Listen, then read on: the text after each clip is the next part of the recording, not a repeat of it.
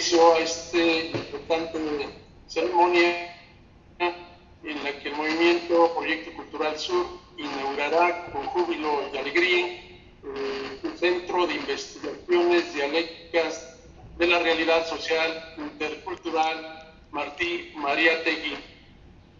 Para tales efectos, con mucho agrado, cedo la palabra a la compañera Beatriz Palmieri, presidenta internacional de nuestro movimiento.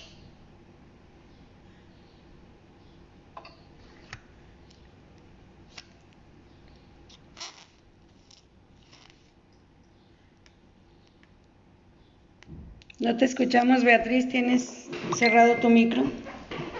¿Tu micro? ¿No? Hola, ¿me escuchan? Sí. Bueno, entonces, hola a todos y a todas, buenos días, buenas tardes. Saludo a todos mis compañeros y compañeras del Movimiento Proyecto Cultural Sur que están aquí presentes, y especialmente al señor Raúl Jiménez Lescas, doctor en Historia, que va a exponer su ponencia sobre Martí Mariátegui. También saludo a nuestro presidente honorario del Movimiento Proyecto Cultural Sur, el poeta Tito Alvarado. Él es poeta, ensayista, promotor cultural, periodista, es creador de nuestro espacio Movimiento Cultural Sur. También pertenece, es miembro de la comisión de la coordinación del Festival de Poesía Palabra en el Mundo, es miembro de la redacción de Utopía Roja y de Artistas por la Paz. Pero también es el creador de nuestro espacio cultural, Movimiento Proyecto Cultural Sur. Así que le doy la palabra al poeta Tito Alvarado. Gracias, compañera. Gracias a todas las que están aquí y a todos los que veo, somos bastantes. Si fuéramos uno, sería algo. Si fuéramos dos, sería mucho más. Somos 7, somos una multitud. Y hay 2 más que no pudieron conectarse. La intención siempre es mejor que el resultado. Uno puede edulcorar lo que va a hacer y uno puede decir las peores tropelías que se hacen, las dice con buenas palabras. El imperio tiene la facultad de mostrarnos lo que hace como si fuera algo bueno, como si fuera algo agradable. Y ellos se arrogan la potestad de ser los buenos, cuando en realidad sabemos que son los malos de la película. Dicho en términos muy vulgares, ¿no?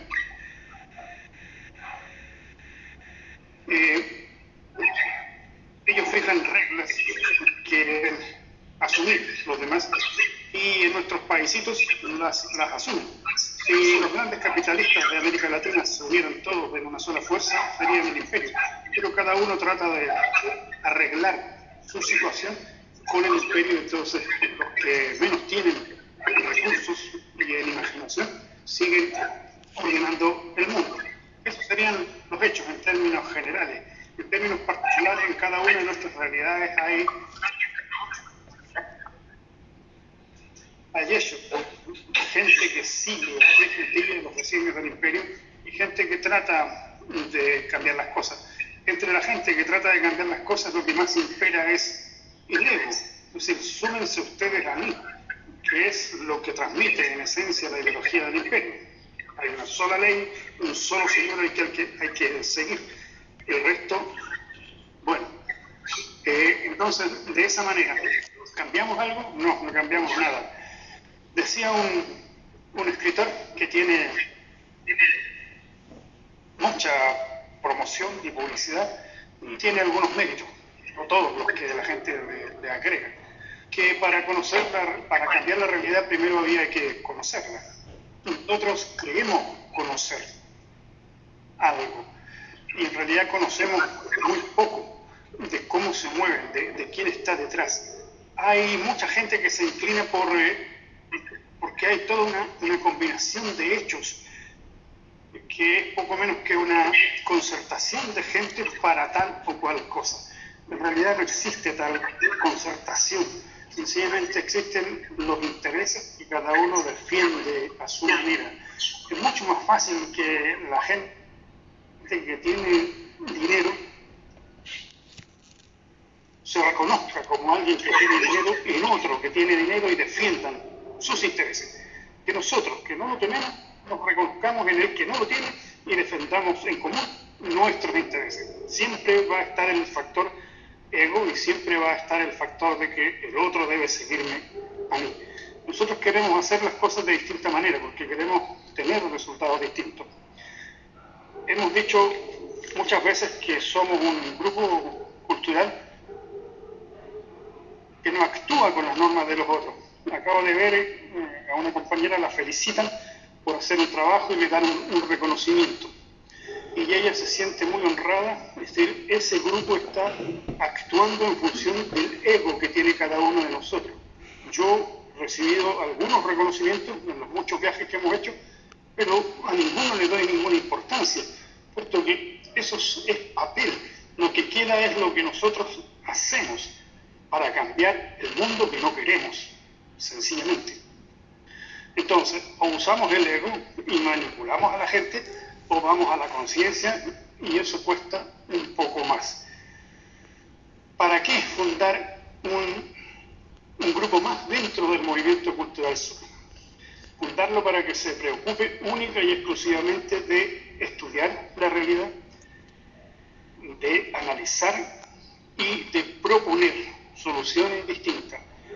Si pudiésemos resumir un poco el discurso de los analistas que se dicen de izquierda, bueno, cada uno de ellos nos dicen, sitúense ustedes en que se están probando zapatos nuevos y el número es un poco ajustado. En alguna parte del pie, al cabo de algunas horas, el pie va a doler. Eso lo saben ustedes. ¿Qué significa que yo les diga que les duele el pie? No significa nada porque eso ya lo saben ustedes.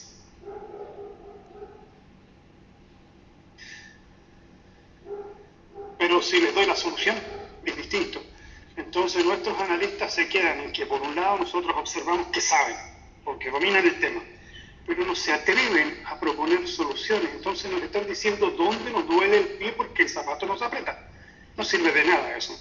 Hay que avanzar más hacia proponer y hay que entonces romper la ideología dominante. Si queremos un cambio en esencia, nosotros tenemos que ser capaces de romper nuestro estado de confort. Es una cosa que se sabe y que se dice, pero si yo vivo en la miseria, el confort está en que yo conozco esa miseria. Y salir de esa miseria me va a costar mucho, porque salir es acercarme a algo que desconozco. O si lo resumimos de otra manera, ¿a qué le tenemos miedo? En general, todos nuestros miedos tienen que ver con la oscuridad, es decir, lo desconocido. Le tenemos miedo a la muerte porque no sabemos qué más hay allá. Le tenemos miedo a la noche porque no sabemos distinguir los bultos que puedan existir en la noche. En realidad, los mayores peligros están en el día y los mayores peligros están en la vida, no en la muerte ni en la noche. Y los mayores peligros de la humanidad somos nosotros mismos en contra de otros seres humanos. Entonces, ¿qué cambio debemos introducir en nuestra realidad? Los que son discurso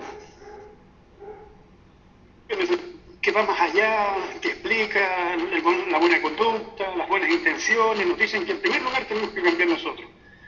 Es posible, pero ese cambio nuestro no significa nada si no logramos introducir cambios en la manera en que nosotros nos conducimos con el resto y en que nosotros nos conducimos con la naturaleza. Y eso tiene que ver con el poder. Y hay países que han llegado a conquistar ese poder, como el caso de Cuba, pero tampoco significa nada si no logramos el gran poder que está en el mundo y que avanza y avanza y nos tiene acorralados, para decirlo con con un verso de un poeta manzanillero: la muerte nos tiene acorralados, pero la muerte es el mismo sistema al cual muchos le rinden pleitesía, en contraposición a otro sistema que no conocen, desafortunadamente, y que no les quita nada. En cambio, el sistema que nos quita hasta el derecho de vivir en paz es el que se prioriza. Entonces, nosotros decimos que, como pregunta, ¿qué cambios necesitamos? Este es el gran detalle. Cada una de nuestras realidades tiene personas que se mueven en campos distintos, que tienen saberes distintos, que tienen posibilidades. Hay enemigos más o menos comunes del poder, cómo se manifiesta el poder y cómo ingresa en nosotros, y cómo nosotros manifestamos nuestro miedo y cómo nosotros manifestamos nuestro ego. Si todo esto lo ponemos en tela de juicio, a alguna conclusión llegaremos. Si son varios los que están en este trabajo, en distintas latitudes, en distintos frentes, a más conclusiones llegaremos. Y si nos une el único principio, que es de atrevernos a proponer soluciones, perfecto. Yo me atrevo a proponer tres soluciones. Una, que todo sea transparente. Si los salarios son transparentes, si las ganancias son transparentes, nos vamos a dar cuenta de dónde está el enemigo real. Ellos se van a oponer a que sean transparentes. Los ejércitos, salvo 2 o 3 excepciones, no debieran existir. Se invierte una enorme cantidad de recursos para nada. México ha invertido muchos recursos en una guerra del ejército contra los narcos. Lo único que creo es que si antes habían 4 o 5 carteles, ahora hay más de 100 carteles de narcos con un poder igual o superior en algunos casos al ejército, que no logra ganar una guerra, que no se va a poder ganar de esa manera. Entonces, ¿para qué sirve el ejército de Chile? Por señalarles otra cosa, para matar chilenos, no para defendernos de nadie. Ahora, si entre nosotros que hablamos el mismo idioma, que tenemos algunas raíces culturales similares, nos estamos peleando por nada, estamos invirtiendo perlas en cerdos, y los cerdos no comen perlas. Eso es lo de fondo, que nosotros conozcamos nuestra realidad y que nos atrevamos a proponer una solución. La otra solución que yo propongo es que la tierra no debe ser propiedad de nadie. Es decir, yo tengo una casa, listo, compro la casa y compro el derecho de usar la tierra donde está la casa y lo voy pagando. En esencia eso se hace, porque uno tiene que pagar unas gabelas al municipio por la tierra, ¿no? Y en algunos casos lo ingrupan como por la casa y sigue pagando eso. Y uno cree que es dueño de la tierra. En cambio, los grandes capitalistas sí son dueños de la tierra y ese es el problema. La propiedad de la tierra debiera ser colectiva y cada uno que la usa paga un derecho. Y si no la usa, se le entrega a otra persona para que ejerza el derecho de uso, pagando un pequeño emolumento, digamos. El detalle está en lo siguiente. Puedo yo decirles todas esas cosas, pero bien, hace eco. Bueno, en este caso, el Centro de Investigaciones Dialécticas tendría que proponerse elaborar ponencias que nos lleven a una solución y que encontremos formas de que esto sea conocido por la inmensa mayoría. Si nosotros estamos tocando temas que no significan nada para la gente, claro, nadie le va a dar importancia. Pero si logramos tocar temas que son de importancia para la gente, en la realidad en que nosotros vivimos, algún eco lograremos. Y si somos más, mucho mejor. Entonces, compañeros, bienvenidos a este desafío. Comenzamos ahora en México. Esperamos que pronto sea posible hacerlo en Argentina, en Chile, en Venezuela, en Cuba, en Colombia y quizás en España. Gracias.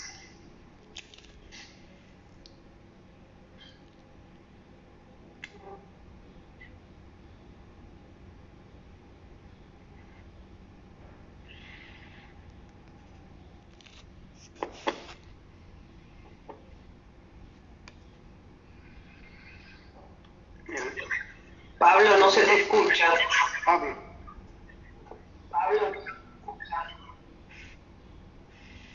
Gracias, pero decía muchas gracias al compañero presidente honorario Tito Alvarado, ¿no?, por sus críticas y propositivas palabras que abren varias líneas de investigación interesantes para el trabajo que va a realizar el CIDIA. Con el gran honor de hacerlo, tengo el agrado de presentar a nuestro conferencista magistral, quien inaugurará precisamente los trabajos indagativos del Centro de Investigaciones Dialécticas de la Realidad Social Intercultural Martín Mariátegui, capítulo México, el cual tendrá como finalidad, y vale la pena repetirlo, el estudio y la libre indagación sociohistórica del arte y la cultura de los países donde éste se integre, para realizar aportaciones críticas, creativas y de amplio compromiso social ante los problemas de nuestra realidad contemporánea. Raúl Jiménez Lescas es doctor en Historia por el Instituto de Investigaciones Históricas de la Universidad Michoacana de San Nicolás de Hidalgo, de Morelia, Michoacán, México.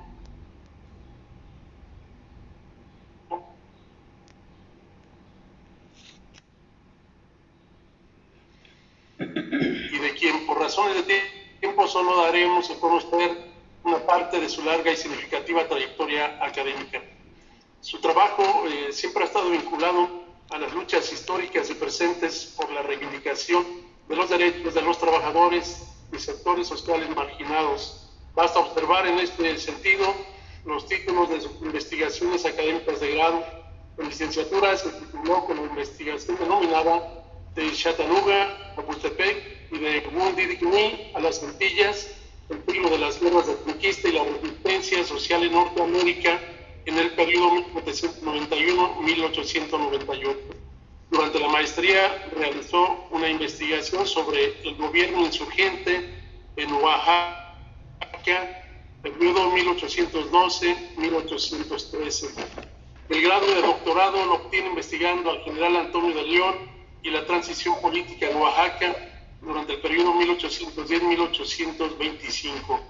Se ha desempeñado también como profesor investigador de la Universidad Obrera de México, Vicente Lombardo Toledano, profesor y director del plantel Morelia de la Escuela Nacional para Trabajadores, fundador de los centros de capacitación para y en el trabajo Vicente Lombardo Toledano y Lucy Parson, y director de la revista Trabajadores.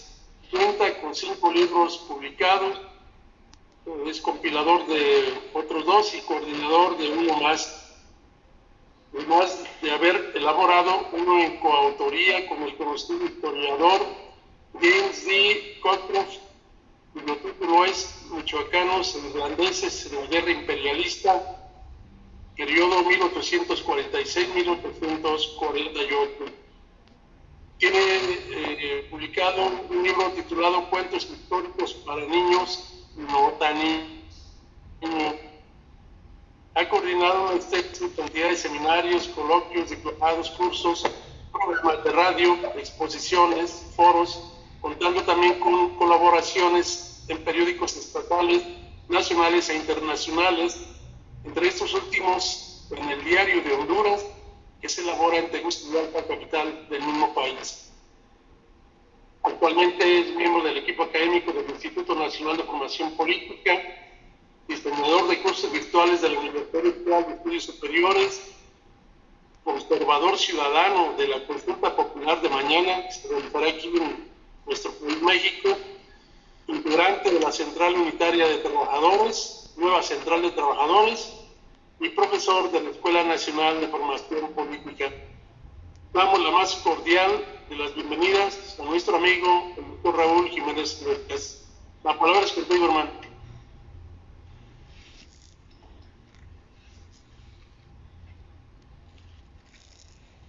Muy buenas tardes. Ya puse mi micrófono, si me escuchan, ¿verdad? ¿Sí me escuchan, Pablito? Sí, te digo. Perfecto. Entonces Sí, claramente. voy a iniciar. Bueno, primero agradecer a ustedes, los organizadores de esta importante reunión, especial a Pablito, con el cual hemos tenido muchas batallas políticas en literatura y otros quehaceres sindicales. Fue miembro del sindicato de bachilleres, donde nos conocimos. Era dirigente sindical, poeta, lo cual es poco raro entre los sindicalistas. Y bueno, me da mucho gusto, la verdad, compartir algunas reflexiones sobre José Martí Mariátegui con ustedes, que entiendo están en varios países: Colombia, Canadá, Argentina, México, no sé, otros países. Y mi reflexión la tengo complicada, porque hablar de esos dos personajes es muy difícil. Pudiéramos dedicarle muchísimo tiempo para tocar cada una de las facetas en las cuales ellos se desarrollaron. Entonces estuve pensando anoche, en la madrugada, cómo enlazar los dos personajes. Porque cuando murió Martí, pues Mariátegui tenía 1 año de edad, así que no hubo vínculo, ¿no? Y ambos empezaron en el siglo XIX. Yo soy amante del siglo XIX, como ustedes ya vieron en mis tesis. Por alguna razón me quedé atrapado en el siglo XIX en cuanto a investigación, aunque realmente yo vivo en el XX, y me declaro emigrante del XX al XXI. Soy un emigrante al siglo XXI, como lo hizo Mariátegui. Él nació en el siglo XIX y emigró al siglo XX con mucha fuerza. Martín se quedó a fines del siglo XIX. Yo quiero empezar por lo siguiente. Es un poco más conceptual lo que yo les voy a plantear. Este año es el bicentenario en muchos países de la guerra de independencia y las consumaciones de la independencia. Argentina lo toma antes que nosotros, tiene la sana costumbre de celebrar el día que se declaró la independencia. Y en México no. En México, la mayoría de los mexicanos no saben cuándo se declaró la independencia. Tenemos una fiesta que dura la noche del 15 de septiembre, cuando en realidad el grito de independencia fue el 16, pero bueno, son problemas culturales que no hemos podido resolver. Entonces, ¿cuál es mi reflexión? Yo fui parte del bicentenario del 2010 y creo que la gran enseñanza que me dejó a mí fue que no sirve para nada lo que hacemos con los festejos de historia de bronce. Es una gastadera de dinero increíble, muchas flores, muchas estatuas, muchas regalías, pero poco contenido cultural y menos de identidad nacional. Yo me burlo mucho de mis amigos que han gobernado Morelia, Pablito, no sé muy bien, como Raúl Morón y otros. Yo les digo, es que ustedes gastan más dinero en ponerle flores a las tumbas que en actividades culturales, ¿no? Publicar libros, poemas, postcards, carteles, en fin, algo que poner a los jóvenes poetas a pintar las paredes, ¿no? Con poesía, como decía Octavio Paz y Carlos Fuentes, no hay que llevar la poesía a las calles, a las plazas. Y yo digo eso a los partidos políticos que tienen un discurso tan acartonado, ¿no? Caja de cartón le llamamos nosotros, y así no vamos a poder llegar a la cultura. Entonces, ¿qué propongo yo? ¿O qué quiero reflexionar con ustedes? Y así lo estamos pensando muchos aquí en América Latina y México. Nosotros hay que descolonizar. O sea, sí hicimos la independencia y la consumación de la independencia, pero no la decolonización. En México, por ejemplo, los españoles siguen dominando casi el comercio, y los principales van de la deuda interna del país en los españoles. Así nos independizamos, pero todavía tenemos hasta la risa de los españoles. Entonces yo creo que hay que hacer una independencia Y es ahí donde yo creo que nos une Martí, porque ellos son los primeros que empiezan una lucha por la descolonización cultural.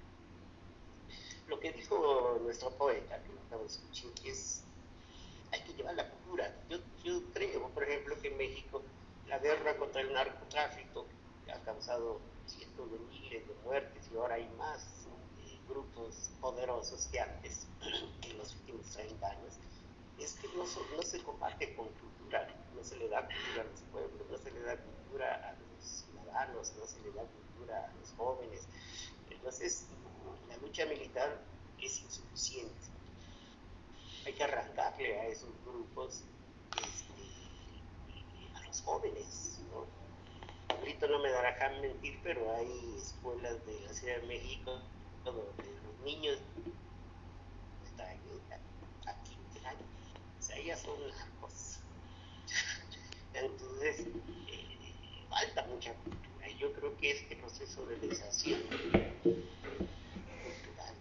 que tenemos que hacer y que empezó Martí Mariatti, creo que Simón Rodríguez fue el primer maestro. Entonces, hay que aprovechar estos aniversarios que se van a hacer los 238 años que planteó el presidente López Obrador. Es interesante, Carlos, es replantear la unidad latinoamericana, en serio, como lo hizo Simón Bolívar en México, anfitriónico de Panamá, sin los gringos, puros latinoamericanos. Y yo ahí sí creo que hay que tomar una frase de Martí que me encanta. Híjole, peruanizar Perú. Yo digo lo mismo parafraseándolo. Americanizar América. ¿Qué les quiero decir? Yo fui formado por los marxistas de los años 80. ¿Y qué nos ponían a leer? Los 100 tomos de Marx, los 52 tomos de Lenin, los 40 tomos de Trotsky, los 10 tomos de Rosa Luxemburgo, puro europeo. Y queríamos ver la realidad latinoamericana con los ojos europeos. Eso posiblemente pegue mucho en la Argentina, porque tiene una migración europea muchísimo más grande que la nuestra. Pero en el resto de América Latina, no, en Bolivia, no, en México, que tenemos una población indígena muy grande, no. Les voy a poner un ejemplo. Cuando éramos jóvenes, se puso de moda en la Facultad de Economía donde yo estaba, que había que estudiar el modo de producción de los aztecas, de muchas mayas y demás. ¿Y qué creen que decían los marxistas? O decían los marxistas, hay modo de producción asiático. O sea, ni siquiera el nombre, ¿no? Modo de producción asiático en América. Entonces queríamos ver la realidad con los ojos europeos. Y voy a poner la frase del zapato, que me gustó mucho de nuestro poeta, porque nosotros decíamos, si la categoría no entra en la realidad, pues hay que aplastar la realidad para que entre la categoría. Y yo hago un chiste de la Cenicienta. Si no entra la zapatilla en el pie de la Cenicienta, pues hay que cortarle los dedos para que entre la zapatilla. Lo mismo hacíamos nosotros, las categorías de Europa, especialmente del modo de producción capitalista más desarrollado de Europa, queríamos meterlas a fuerza en la realidad latinoamericana. Y José Martí no, Mariátegui, ellos veían las cosas como latinoamericanas. Y eso es lo que yo llamo descolonización cultural, que tenemos que ver las cosas, no desecharlo, no, para nada. Marx, Engels, Lenin, Trotsky, todos los demás, son unas figuras que han aportado muchísimo a la humanidad, pero no podemos copiar la realidad. Y ahí sí yo estoy muy de acuerdo con Simón Rodríguez, que para mí maestro, que fue maestro de Simón Rodríguez, porque Simón Rodríguez nos enseñó a ver la realidad y estudiar la realidad en la realidad. Y Pablo Freire lo mismo. Entonces nos tenemos que partir de la realidad para cambiar de nuestras ideas y sobre todo europeos para cambiar el relato de nuestra realidad. eso muchos grupos marxistas de México atacan al presidente López Obrador y a Morena porque dicen que es un partido burgués. Así es, ¿no? Hay burguesía y proletariado, no es proletariado, es burgués. Así nunca se va a poder entender la realidad. Y yo creo que lo que han dicho nuestros compañeros es hay que estudiar la realidad para transformarla. Entonces es ahí donde yo encontré ese vínculo entre Martí y Mariana y otros pensadores. Pero en este caso tenemos un proyecto, creo que Pablito ya lo conoce, con unas cubanas que viven en Morelia y que han formado una asociación de que hagamos la cátedra José Martí y que sea itinerante, que vaya por todo el país, por comunidades, leyendo a Martí, analizándolo, ya sea en lo poético, ya sea en lo histórico, ya sea en lo revolucionario, en lo independentista, y lo mismo con Mariátegui. Yo creo que estas cátedras han servido mucho porque nos permiten hacer reflexiones. No son diplomados para tener puntos, no. Son discusiones colectivas. Llevar estas reflexiones pensadores de la tarea de Martí, que además es un proyecto cubano fabuloso, que aquí yo quería mostrarles en pantalla toda la obra. Te la mandé, Pablito, para que la compartas. Toda la obra que se puede estudiar de Martí y toda la obra que se puede estudiar de Mariátegui. Yo creo que nos pasaríamos años reflexionando en ese pensamiento, no para ser unos dogmáticos, sino para ver la realidad como lo estaban viendo los latinoamericanos. Él puede poner 12 interesantísimos. Yo escribí en la historia del 1 de mayo porque nadie en México había escrito sobre Lucy Parson. Yo lo que tenía que decir del 1 de mayo ya estaba dicho por todos los historiadores europeos, pero no conocían a Lucy Parson. ¿Quién es Lucy Parson? Era una mexicana que fruta vendía.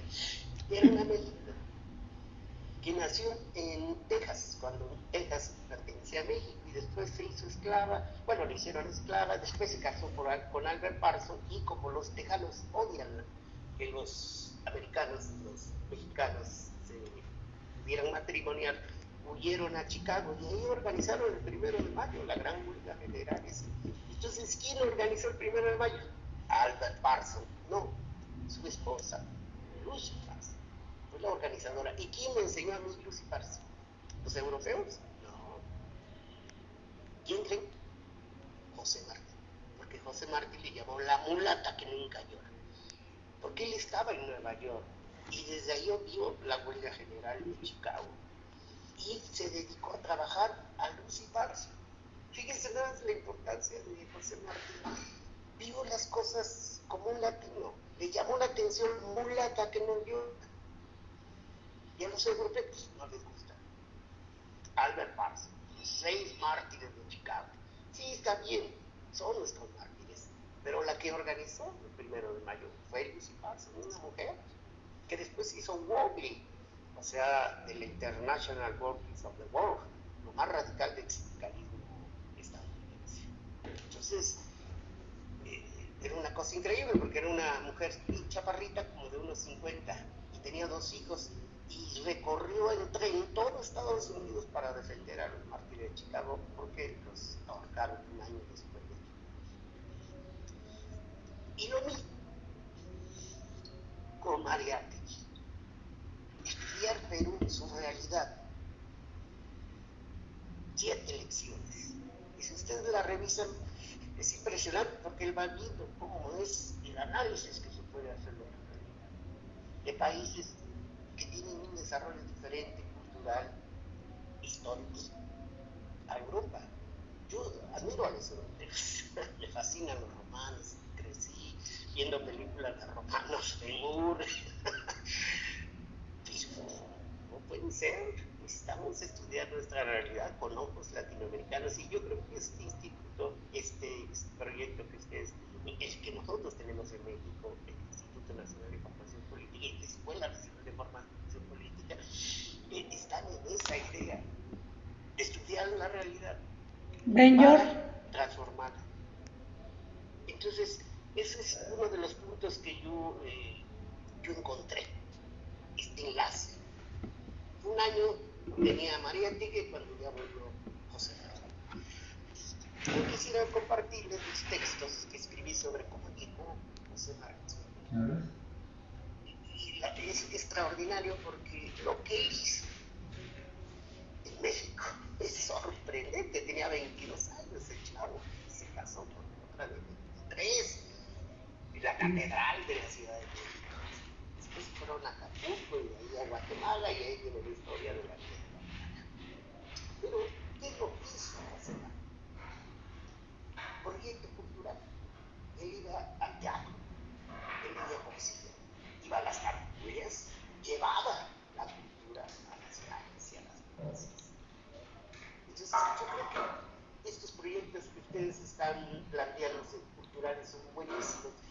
En realidad yo empecé así, yo no empecé estudiando el marxismo, yo empecé como el grupo cultural Ricardo Flores Magno, teníamos 17 años en la ciudad de Oaxaca, y dedicamos a hacer un grupo cultural y hacíamos periódicos rurales, íbamos a hacer algunas octavillas, ¿no? Y entonces, lo cultural es lo que nos puede... Alguien abrió su micrófono. Entonces, yo quisiera compartirles esas reflexiones y esos proyectos, que pudiera yo sintetizarlos en lo siguiente para no abusar de tiempo.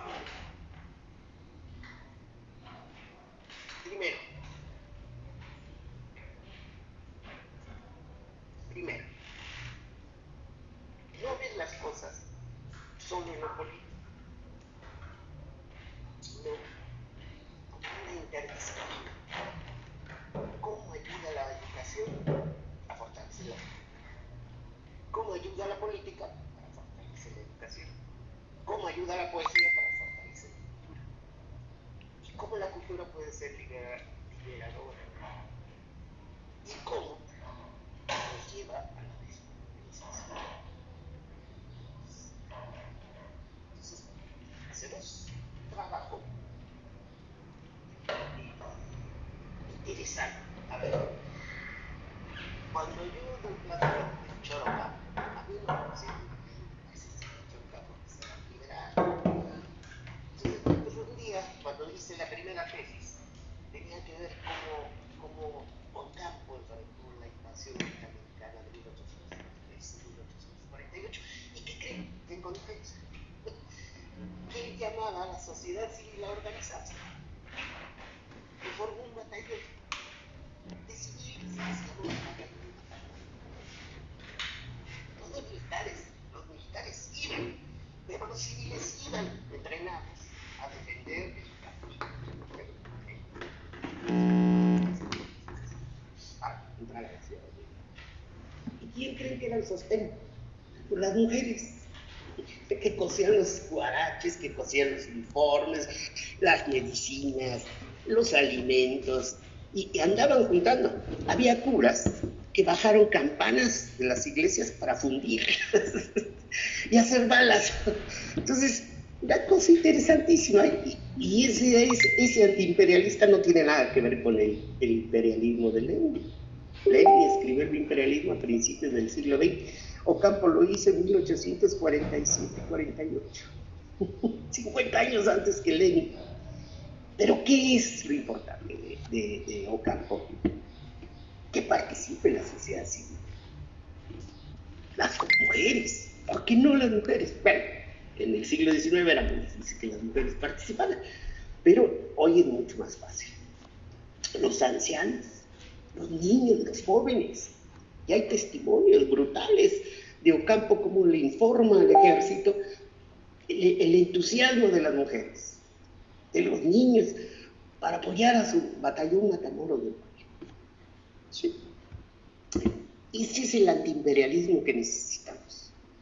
Un antiimperialismo desde América. No América para los americanos, sino americanizar nuestra América. Y aquí yo sí creo que, por ejemplo, diría yo no digo América Latina, Porque América Latina es el concepto de los franceses. Nos veían como los latinos para separarnos de la América inglesa. Nosotros debemos decir, con Martí y con Mariátegui, nuestra América. Y yo creo, con esto ya voy cerrando, estamos en una coyuntura donde sí hay posibilidades de avanzar en nuestra América. ¿Por qué? Porque se abrió una coyuntura interesantísima. Estamos en una crisis de la humanidad que ya dijo el poeta. Dijo algo así como: la muerte nos tiene acorralados, ¿no? Esta pandemia y esta recesión nos llevó a una crisis de la humanidad, pero muy fuerte. Diferente a la del crack del 29, yo he estudiado el crack del 29, pero ahí no había pandemia, había recesión, había crisis financiera. Ahora se combinaron las dos cosas. Y entonces, esta crisis de la humanidad, ¿cómo se resuelve? En el mundo. ¿Y cómo se resuelve en América Latina? Yo creo que el triunfo o la derrota del golpe en Bolivia, lo que está pasando en Brasil, en Venezuela, por supuesto en Cuba, y lo que está pasando en México, de tener gobiernos de izquierda o progresistas, eso es mucho mejor que tener dictaduras como estuvimos en los años 70. Entonces, hay muchos izquierdistas en México que dicen que es lo mismo, ¿no? Es lo mismo Ernesto Zedillo que Andrés Manuel, y yo digo, oye, no, de plano, ¿no? No es lo mismo que lo mismo, aunque en portugués lo mismo es lo mismo, pero no, por favor, hay que aprender a estudiar la realidad. ¿Cómo puedes decir que es lo mismo? Pues, por ejemplo, hay un grupo que me acaba de mandar una proclama, Pablito, que dice: la consulta de mañana es una farsa, no hay que ir a votar, o sea, lo mismo que dice la derecha. ¿Saben ustedes que en México es la primera vez en 200 años que nos van a consultar por un tema nacional? 200 años tuvimos que esperar. ¿Es una farsa? Por favor, no me hagan reír. ¿Cómo una farsa? No vamos a sacar el 40% de los votos, yo creo que no, porque hay una campaña para que la gente no vaya a votar. Pero es la primera vez en 200 años que se nos consulta. En Chile no, en Chile tienen experiencia, en otros países, pero nosotros no, Pablito. Es la primera vez que nos van a consultar, por eso yo soy observador y mañana voy a observar cómo se dan las cosas. Entonces, ¿en qué coincido con ustedes? Que los proyectos culturales son ahora de descolonización cultural. Lo que nosotros en el instituto llamamos la revolución de las conciencias, que es muy difícil. Por ejemplo, es fácil convencer a los sindicalistas, voten por la izquierda, etcétera, ¿no? Pero otra cosa es cambiar las conciencias y revolucionar las conciencias. Y ese es el proyecto. En síntesis, ¿cómo le llamamos nosotros? No lo inventé yo. Varias pensadores de América Latina lo están planteando, le llamamos ciudadanía creativa. ¿Qué quiere decir esto? Que antes de las clases sociales, antes que los partidos políticos, tenemos que ser ciudadanos, pero no cualquier ciudadano, sino un ciudadano creativo, y solo eso se logra formando grupos culturales, participando en los sindicatos, participando en las comunidades, participando en las escuelas, participando en los barrios, en todos lados, creativamente. Es decir, que no seamos, voy a usar un concepto hegeliano, si me lo permite, pasar de la ciudadanía en sí a la ciudadanía para sí. Parafraseando a Hegel y a Marx. Pasar de ciudadano en sí a ciudadano para sí. Porque en México, no sé, en otros países, ser ciudadano es sacar una credencial a los 18 años y cumplir con el voto cada 6 años o cada 3 años. Y ya cumplí. Eso no es ser ciudadano. En todo caso, es ciudadano en sí. Pasar a ciudadano para sí significa ser activo, creativo, propulsor, como diría Ricardo Flores Magón, o como Martí, o como Mariátegui. Y por eso me costaba, porque yo podía decir, bueno, vamos a leer algunos poemas de Mariátegui, podemos leer unos de José Martí, les cuente cómo se casó y qué hizo en México y si tuvo novias o no tuvo novias. Pero creo que mejor decidí ver los aspectos abstractos, categóricos, culturales, conceptualizar las cosas. Entonces, para mí, Simón Rodríguez, José Martí, Mariátegui, Freire, nos enseñaron a ser ciudadanos creativos. Especialmente Simón Rodríguez. Yo creo que el gran aporte de Simón Rodríguez como educador popular fue haber formado a Simón Bolívar. Se peleaban, pero básicamente su formación fue impresionante, tanto en lo que hoy es Venezuela como su estancia en París. Entonces, tanto Martí como Mariátegui pudieron tener este concepto cultural más amplio porque unos estuvieron en Europa y en Estados Unidos y ahí se formaron, lo mismo que Melchor Ocampo. Melchor Ocampo estuvo un año en Europa y aprendió todo lo más moderno de la cultura europea, incluso del socialismo que se estaba desarrollando en Francia y en Europa. Entonces tenían una formación cultural muy amplia, muy íntegra. Si ustedes quieren, por ejemplo, Melchor Ocampo llegó a hacer lo que hoy se llama herbolaria, fue el precursor de la herbolaria en México, inventó vacunas contra la rabia con puros productos naturales. Él fue el que agarró y con su telescopio calculó un cometa de 1840 y tantos, o sea, él era geógrafo, astrónomo, naturista, etcétera, etcétera. Y así también era Martí, y así era también Mariátegui. Voy a usar una expresión, si ustedes me lo permiten, de un francés, Edgar Morin, o Edgar Morin, como le quieran llamar. Hay que ser ciudadanos del mundo, ciudadanos de la humanidad. Entonces, es ahí donde yo veo este dilema de la crisis de la humanidad que estamos viviendo con esta solución, convertirnos en ciudadanos de la humanidad y jugar nuestro papel que tenemos que jugar en donde estemos, en la trinchera que estemos. Y aquí voy a decir una frase de José Martí que a mí me gusta mucho: trincheras de palabras, creo, estoy parafraseando, valen más que trincheras de piedra. Estoy parafraseando, no de ideas. De ideas, mejor que trincheras de piedras. Bueno, es una parafraseando las cosas. No me quiero extender más, quiero dejarles estas reflexiones más completas. Me gustaría que leyeran mis textos sobre Martí, mi investigación sobre Martí México. Y quiero terminar con una frase que a mí me gusta muchísimo de José Martí y que puede ser un lema para todos nosotros: ser cultos para ser libres. Por su atención, muchas gracias. Gracias a usted. Muy amable, Raúl. Agradecemos tu participación y, por supuesto, las ideas que aquí nos dejas para seguir reflexionando estas temáticas. Y vamos a abrir un pequeño espacio de conversación, un conversatorio con los compañeros, compañeras que están ahorita aquí. Así que cedo la palabra a quien guste tomarla y pues dialogar con Raúl algún tema de los que él abordó. Bueno, a ver, yo tengo la cámara apagada porque está casi acabándose los datos, pero si me dejan le hago una... Adelante.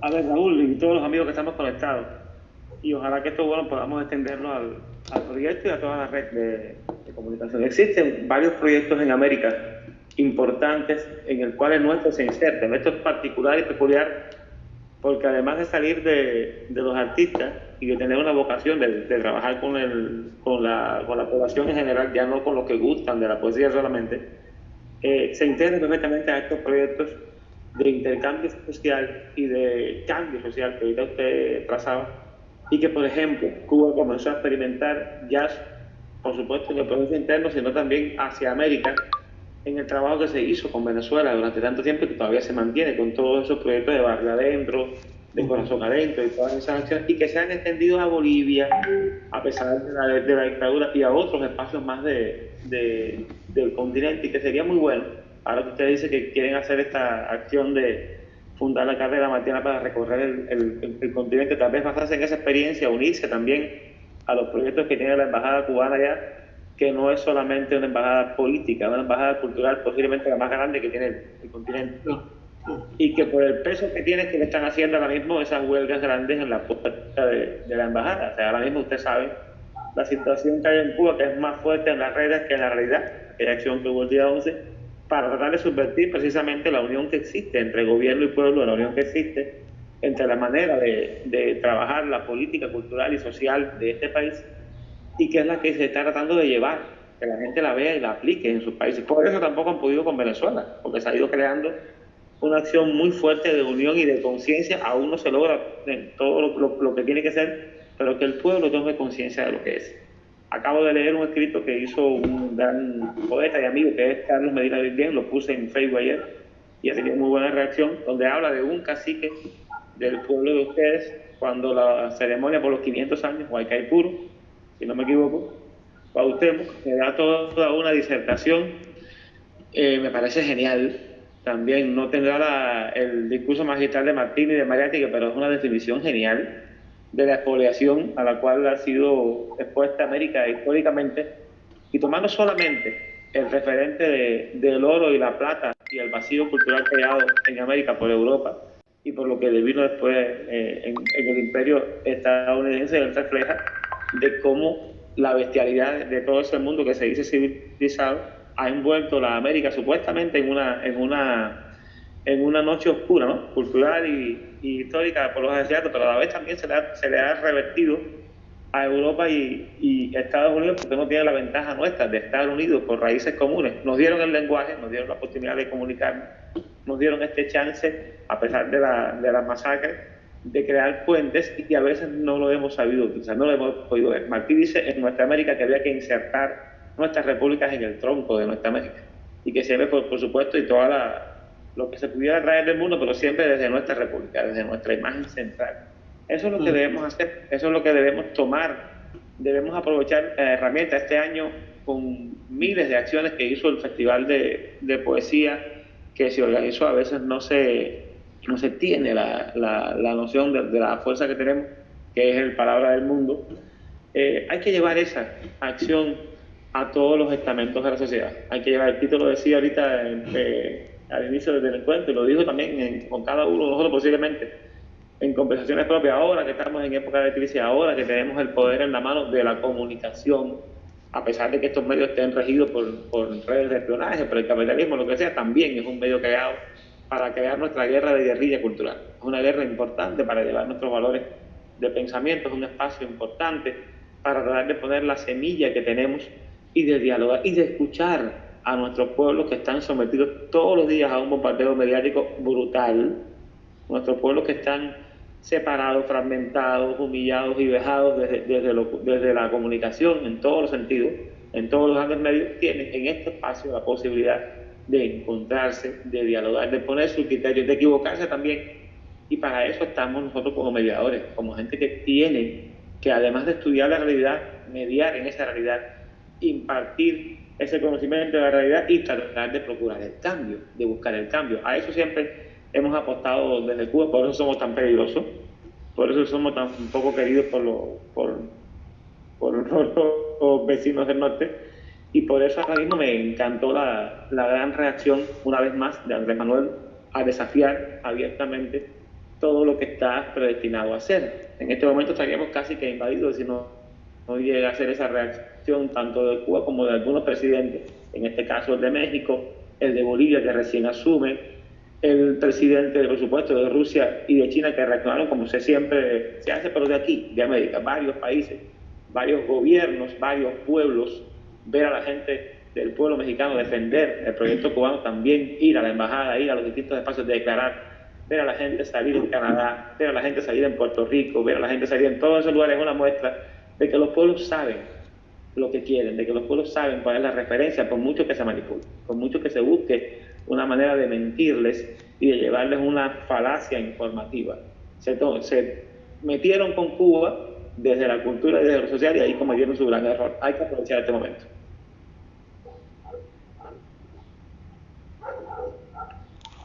Bien, muy bien, gracias. ¿Por tu opinión, Raúl?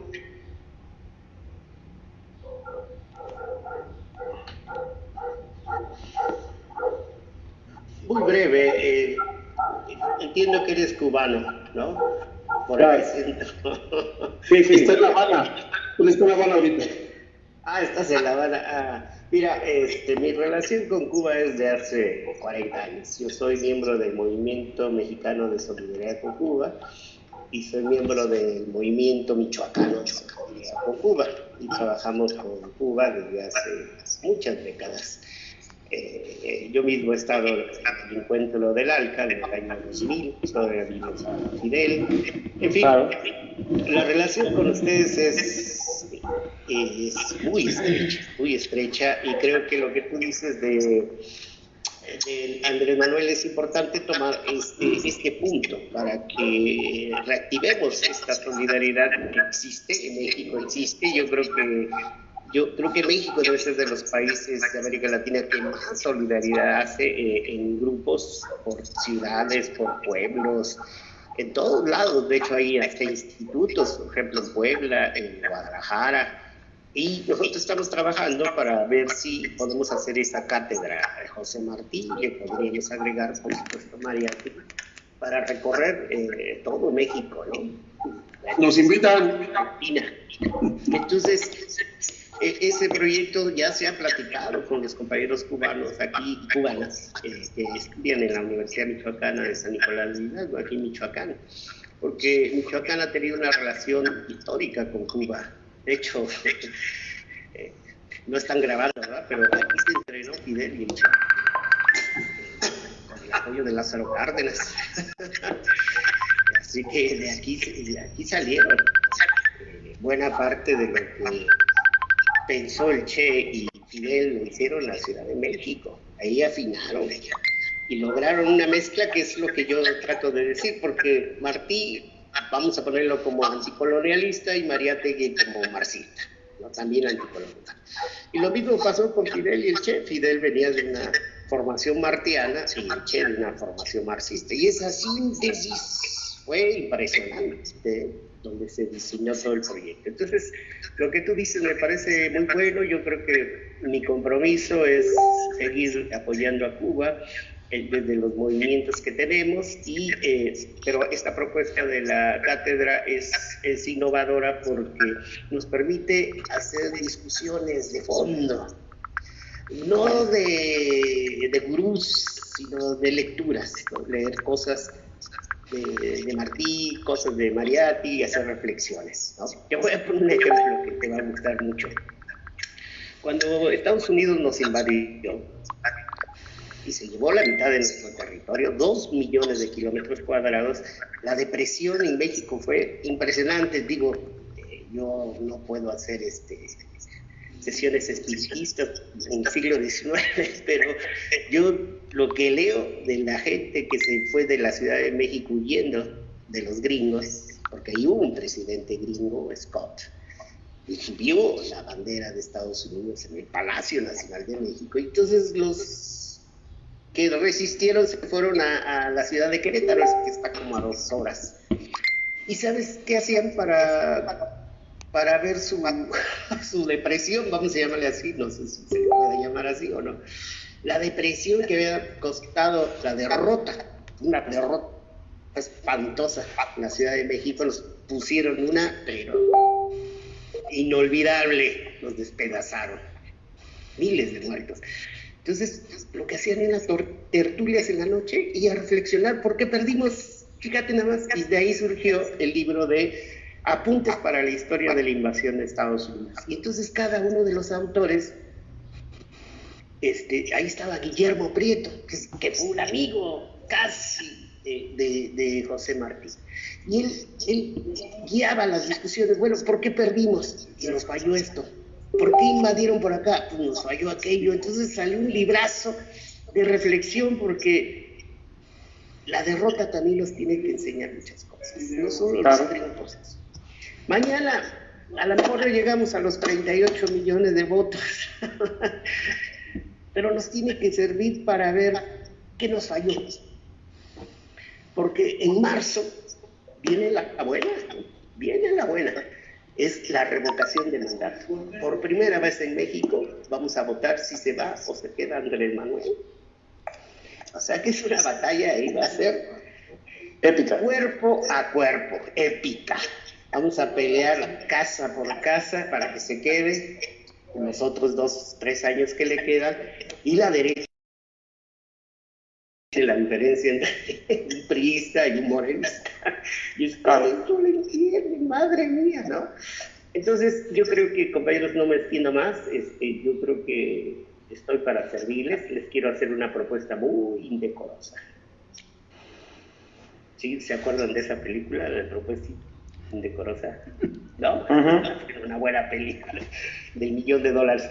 Lo que yo les quiero proponer es de que nuestro instituto va a iniciar un programa de radio, una radiodifusora por internet.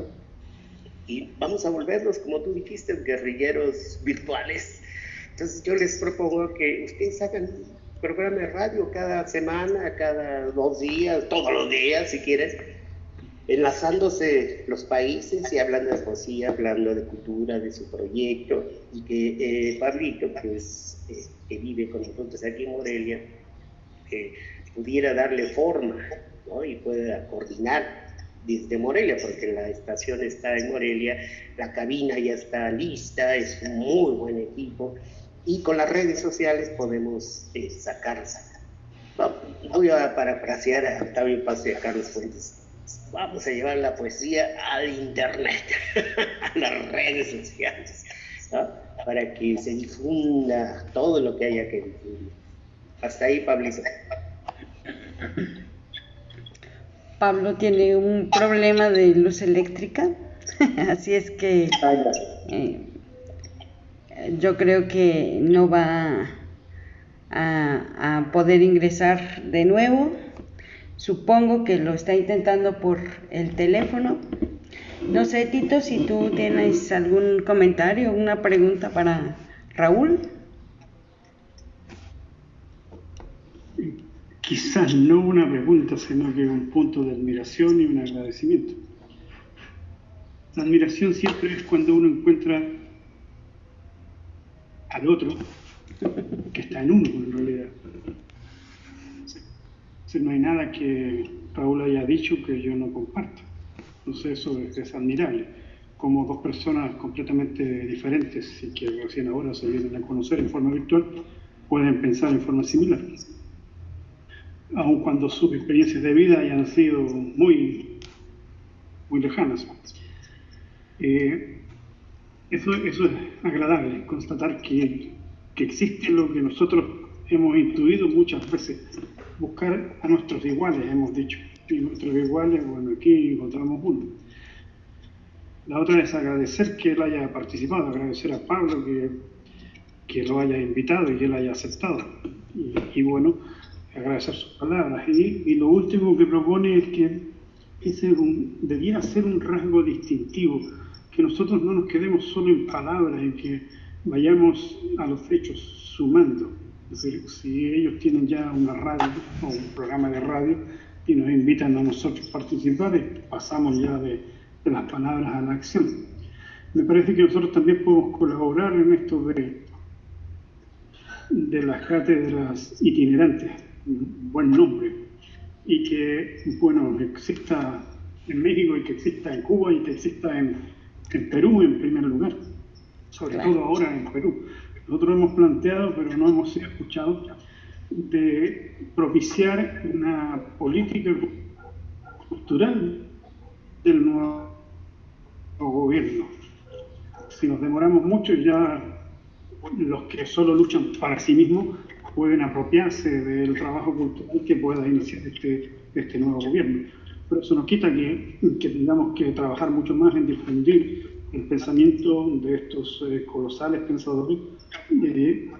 Cada uno de nuestros países en su momento ha tenido algún pensador, no de esta misma talla, pero yo cuando recién llegué a Argentina, después del golpe de Estado en Chile, leí Educación y lucha de clases,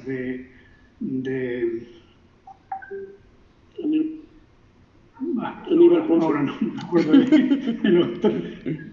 Aníbal Ponce, un extraordinario pensador marxista, murió joven, murió en México, pero leer este documento, Educación y lucha de clases, es entender cómo se manifiestan las ideas, cómo se manifiesta el poder y cómo nosotros estamos regidos por esos poderes. Así nos lo ha demostrado también el Raúl, en cómo hay una izquierda que no piensa con cerebro propio, en realidad. Se trata de que pensemos con cerebro propio. Entonces yo agradezco la participación de todos ustedes. Digo, lo último es que acontece muchas veces que nosotros estamos dando pasos importantes y no nos damos cuenta. Si perseveramos, este paso que estamos dando ahora será un paso tremendo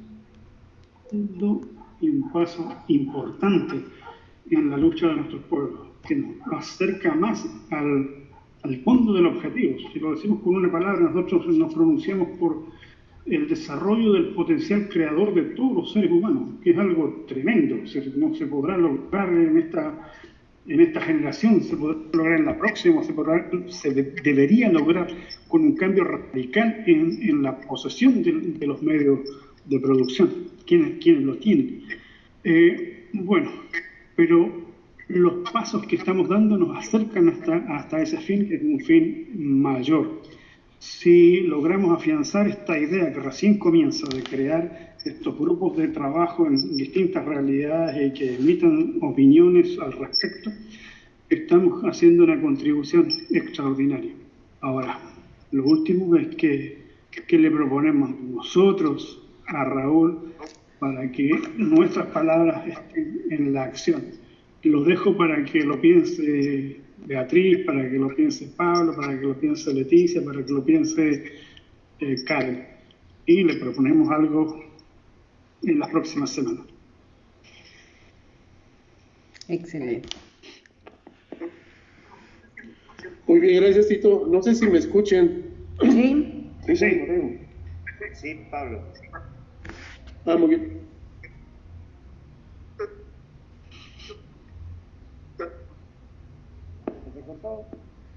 Ya no te escuchamos. Tiene un problema con su micrófono. Yo tengo una pregunta también para Raúl. La voy a abreviar porque era un poco más extensa por razones del tiempo ya. Ofrece una línea de investigación también muy interesante. ¿Perdón? Hola, repite. ¿No me escucho? Sí. ¿Sí? Bueno. Ahora sí. A ver si me escucho mejor.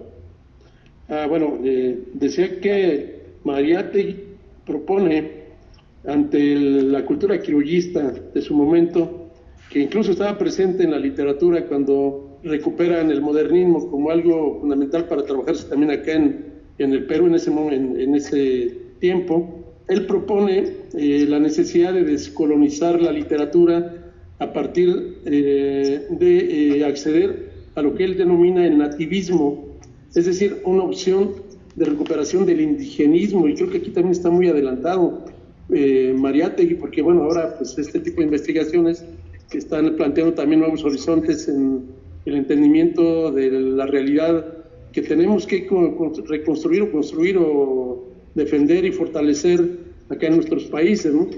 Esa es la idea que yo quería preguntarle a Raúl, si había en algún momento tocado ese tema, si había en algún momento investigado esa propuesta que hace Mariátegui, que me parece muy interesante para el campo de lo literario, ¿no?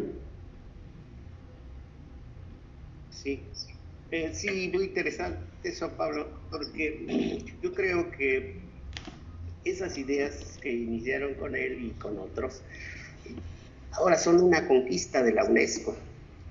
haber ganado la educación intercultural es un triunfazo, porque así ya ninguna cultura es superior a otra.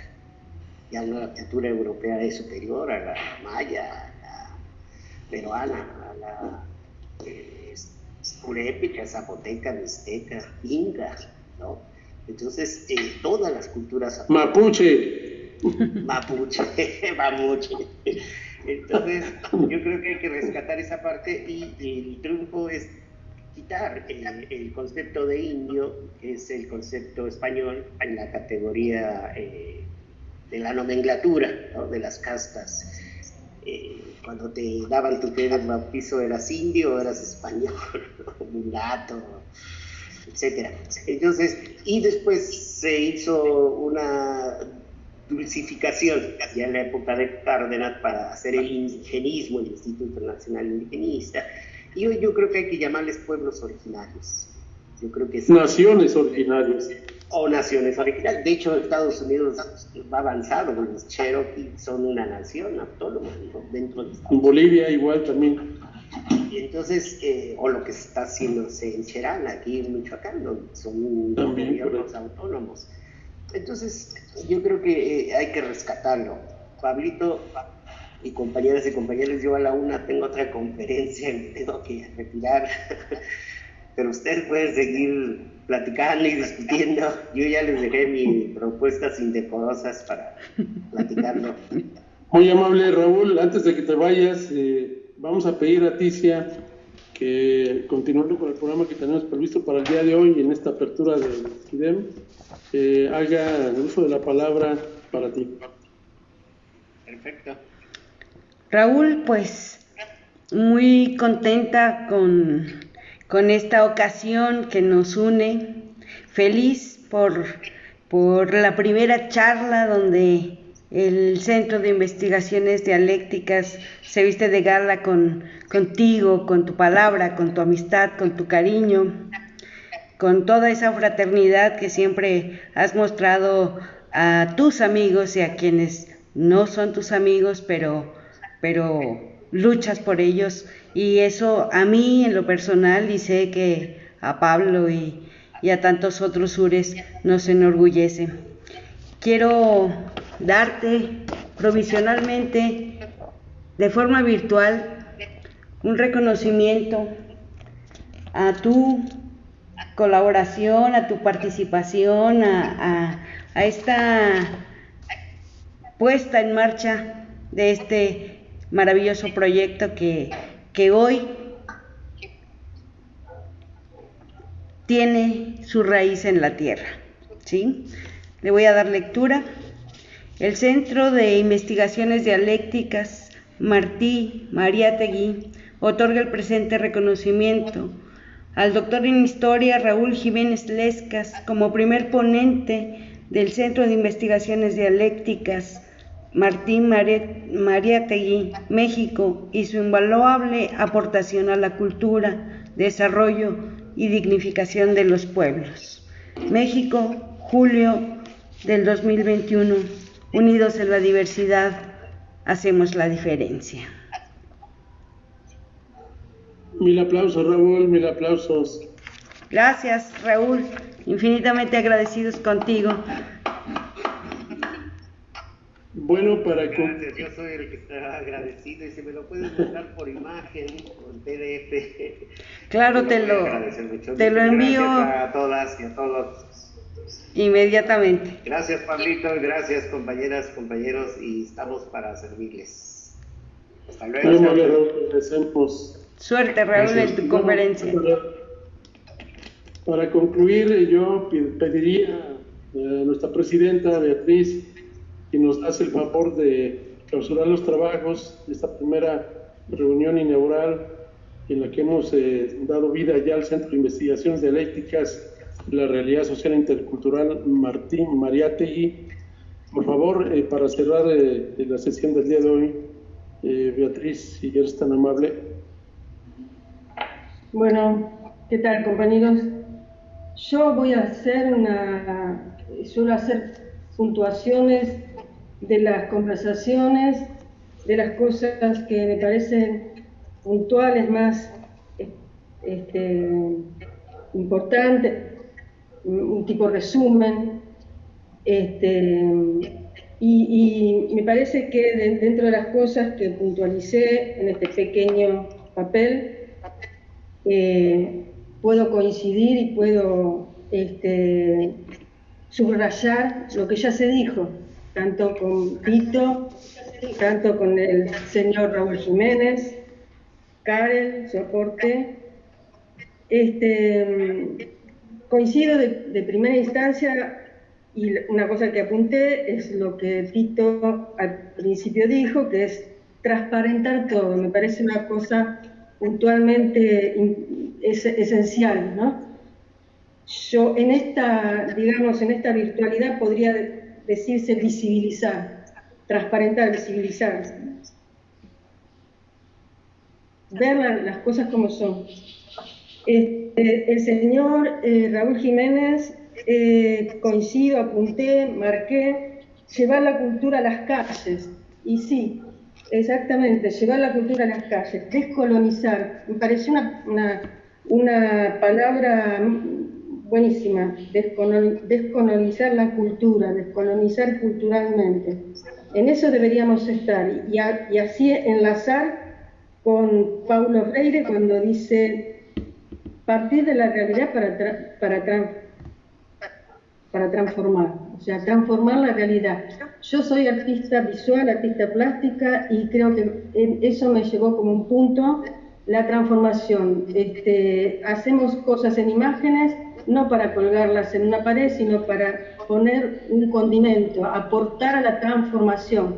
Si es mural, mejor, el arte público, abrir la cultura. En cuanto al arte, es eso, querer transformarla, querer transformar la realidad. Puedo apuntar, el señor Raúl Jiménez se tiene que ir, no sé si ya se fue, pero apuntaría como importante, no ver las cosas solo como política, justamente estamos en una cuestión cultural. Entonces, ¿qué tan importante es la cultura, la poesía? Verla como cultura, como poesía, como educación. Y yo agregaría el arte. Nos falta hacer también hincapié en poesía y arte, ¿no? Descolonizar también es eso. La participación de las mujeres, apoyo totalmente. Acá en Argentina hay una buena movilización de las mujeres hacia la reivindicación de todos sus derechos. ¿Y cómo no apoyar esto, no? La participación de antaño y de ahora. Hay una coyuntura, obvio, hay una crisis de la humanidad. Y el señor Raúl dice, ciudadanos creativos, me pareció espectacular, ciudadanos creativos. Pero entonces estamos en la vía nosotros, aunque sea nosotros que estamos acá, y el Proyecto Cultural Sur, que es con la conformación del Centro de Investigación Dialéctica. O sea, este es el primero, estamos en la vía, que coincide con las cátedras itinerantes de lo que propone Raúl Jiménez. Así que coincidimos, ¿no? Y eso es la alegría, coincidir, no solamente acá, sino que seguir en estas cuestiones. Y lo que me parece que yo en este momento no podría hacer ahora puntualmente, muy importante, y estoy de acuerdo, en las discusiones de fondo de las lecturas. Discusiones de fondo de lecturas. O sea, para discutir hay que estar a fondo con las lecturas, o sea, hay que comprometerse, leerlas, y entonces cuando uno va a exponer y decir algo, tiene que haber pasado por ese espacio que es leer de fondo todas estas lecturas, ¿no? Entonces me animo a decir que estoy coincidiendo con todo y que me pareció un lindo conversatorio, y agradecerle al señor Raúl Jiménez Lescas también, y a todos los compañeros y compañeras, Karel, que por fin pudo estar en una reunión virtual, y bueno, aliento para seguir. Y a pesar de todas las trampas que nos hace esta modernidad, pues tratar de resolver de la mejor manera, y yo me alegro mucho que Karel haya estado presente con nosotros por fin. aunque el video no sea el más fluido, aunque a veces batallemos para escuchar o para hilar la idea, a mí me parece una cosa maravillosa. Gracias, compañero, por concurrir a esta cita. Una propuesta que les tengo, yo se lo había comentado a Beatriz y a Tito ya hace un tiempo, y hemos hecho algo. O sea, tenemos semanalmente un programa que debe estar saliendo ahora mismo, o sea, sale a las 2 de la tarde hora de Cuba, creo que hora de México, no recuerdo bien cuál, que se llama Horizontes de Nuestra América. Ahí estamos tributando toda la información posible que tengamos de proyectos culturales, de espacios, de todo lo que queramos, entrevistas a ustedes. Se los ofrezco, todo lo que ustedes quieran poner ahí. Tenemos un espacio de 40 minutos una vez a la semana y llega a 80 países, directamente como televisora, desde las redes y también en los canales transmitidos desde México, en este caso. Está ahí. Es una de las plataformas que tenemos, al igual que la revista que tenemos en el proyecto, la revista del Proyecto Cultural Sur, pero bueno, hay que hacer eso y todo lo que se pueda multiplicar, todo lo que podamos hacer, sería bueno. Si esto quedó grabado, pásalo también para poderlo replicar en todos los grupos posibles, ¿ok? Claro que sí. Sí, correcto. Compañero. Cerramos la sesión, compañero Veras, con mucho júbilo, con bastantes inquietudes y reflexiones por seguir abordando, y esperemos pues pronto la segunda. Empezamos exitosamente, me parece, y este proceso pues nadie lo para. Hasta la victoria siempre, compañeros. Seguro. Venceremos. Y viva el CEDEM, viva PC Sur Internacional. Buena tarde. Buena tarde, compañeros. Nos vemos. Buenas tardes. Nos vemos. Chao, chao.